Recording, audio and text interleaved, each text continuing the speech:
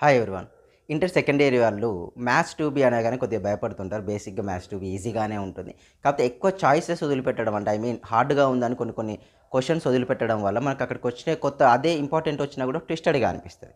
అయితే మీరు ఈ ట్విస్టెడ్‌ని టెన్షన్ లేకుండా ఉండాలంటే చెప్పిన ఆర్డర్‌లో ప్రిపేర్ అయ్యండి. కాన్ఫిడెన్స్ లెవెల్స్ ఇంక్రీజ్ అవుతాయి. ఎట్ ఎ టైమ్ ఆ భయం కూడా పోతుంది.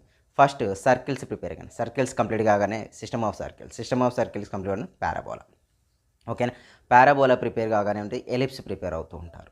ఎలిప్స్ ప్రిపేర్ అయితే మీకు హైపర్బోలా వస్తుందండి.